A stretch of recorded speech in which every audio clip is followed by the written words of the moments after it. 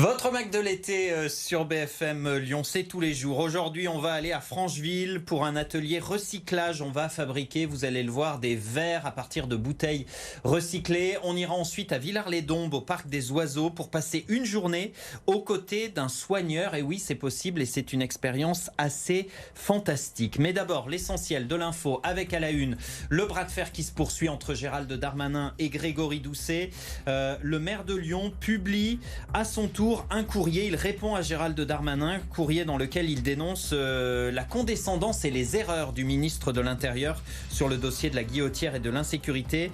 Grégory Doucet rejette les propositions de Gérald Darmanin. En revanche, il accepte de le rencontrer le 5 septembre quand Gérald Darmanin sera de retour à Lyon, à condition que la réunion ait lieu à la guillotière. Face à l'insécurité, justement, l'association SOS Médecins refuse, elle, d'intervenir dans certains quartiers de la métropole lyonnaise. Les médecins renoncent face aux agressions qui se multiplient, selon eux. Et puis Lyon qui suffoque, 38 degrés à l'ombre aujourd'hui, et ça pourrait être encore pire demain.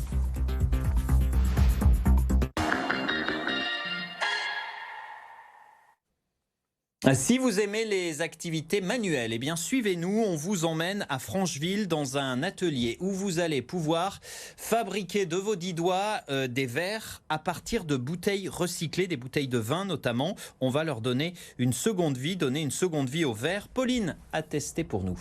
Bonjour Christophe, merci de m'accueillir dans votre atelier. Bonjour Pauline. Je vois qu'ici il y a plein de bouteilles, j'ai apporté la mienne comme vous me l'aviez dit. Celles d'ici ont plein de formes, plein de couleurs différentes. Qu'est-ce qu'on va faire avec celle-ci? On va la transformer? On va transformer du coup cette bouteille de vin en verre à boire, donc en cul de bouteille pour boire. Sympathique, alors comment ça se passe? Moi je vais savoir faire ça, vous allez m'aider? Oui, je vais vous montrer d'abord les différentes étapes, le processus, et puis après vous pourrez le faire par vous-même sur les machines. Et bah parfait, on commence? On commence. Allez, on y va. Donc j'imagine que la première étape c'est de commencer par la laver.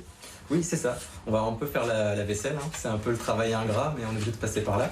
Donc le principal, c'est d'enlever toutes les étiquettes. Donc on va d'abord laisser tremper en fait les bouteilles que vous avez rapportées, laisser tremper pour que l'étiquette se décolle. Ensuite, on va gratter et puis nettoyer toute la bouteille. Maintenant que la bouteille est propre, je vois qu'on s'approche d'une scie. C'est vraiment les gens qui viennent faire l'atelier qui vont scier eux-mêmes la bouteille pour donner la forme du verre? Oui, je vais le faire une première fois pour vous montrer. Et ensuite, ça sera à votre tour de la scier avec cette machine. C'est pas dangereux? C'est pas dangereux, non. Bien équipé, c'est pas dangereux.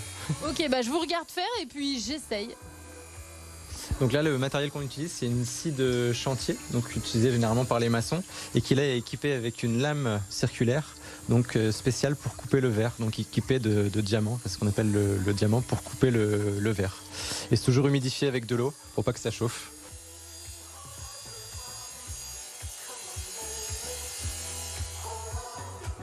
Bon c'est bon Christophe, on leur a donné la forme, on peut boire dedans?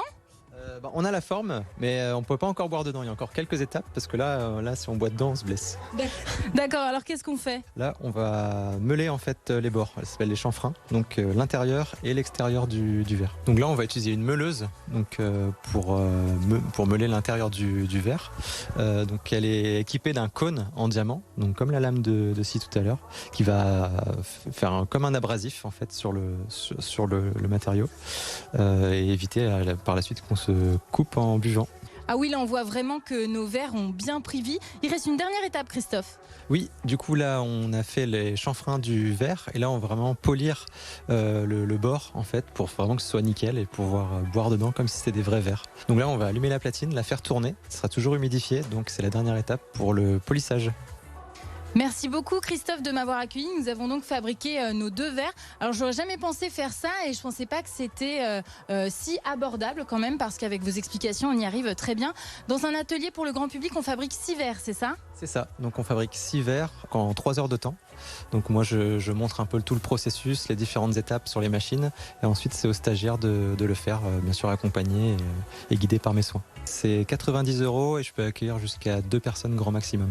Et ça se passe ici, à Francheville, dans le site de l'ancien hôpital? Oui, juste à côté de Lyon, donc dans le site de l'ancien hôpital Charial. Et je vois aussi que vous créez plein d'autres objets que vous vendez. Qu'est-ce que vous faites, vous, à partir du verre ?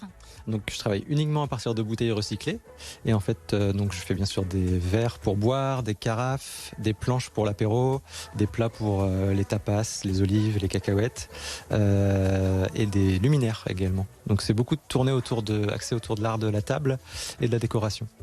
Et donc si on veut acheter vos créations, on peut les avoir sur votre site internet ou à Lyon ?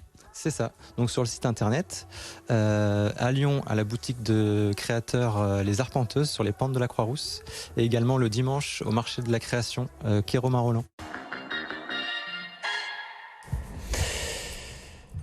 Voilà pour le reportage de Pauline. Le Mac de l'été, c'est aussi avec toi. Arthur, tu nous proposes toutes sortes de balades, de sorties et d'activités. Et là, allons observer les étoiles. Exactement, si vous êtes un amateur du ciel, du système solaire, que vous adorez lever les yeux au ciel pour observer les étoiles, eh bien cette soirée est faite pour vous. Ces soirées précisément, puisque la Nuit des Étoiles est organisée tout le week-end, notamment vendredi à Villeurbanne, où à partir de 19h30 dans le quartier des gratte-ciel, eh bien des télescopes et des lunettes astronomiques sont mises à disposition des curieux pour pouvoir observer le ciel, apprendre à se repérer, découvrir les constellations.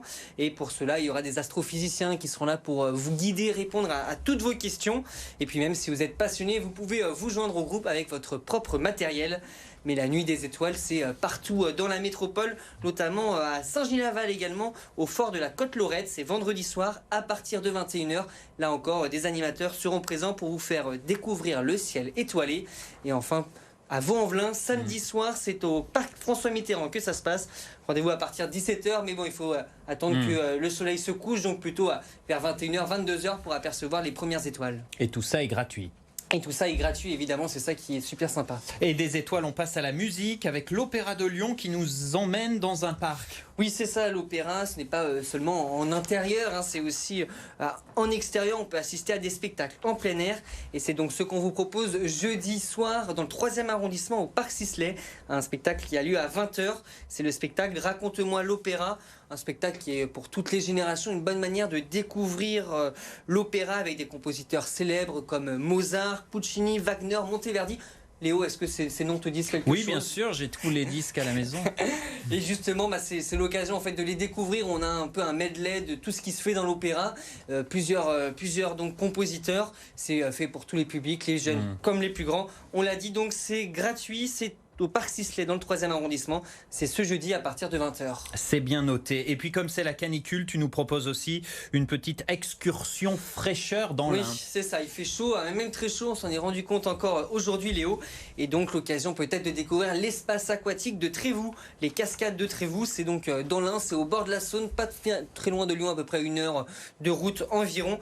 Une base de loisirs de plus de 2 hectares pour les joueurs, parce qu'il faut aimer se baigner dans des grandes piscines avec des jets d'eau, des cascades, plein de jeux. On peut même faire des sauts. Exactement, des toboggans aussi de 40 mètres, des toboggans sur lesquels on peut même faire, ils sont plusieurs toboggans à côté sur lesquels on peut faire la course. Forcément, c'est une bonne idée de sortie en famille. Il y a également des terrains de volley, des terrains de ping-pong, des espaces des espaces frais avec de l'ombre et un snack sur place pour pouvoir passer la journée en famille.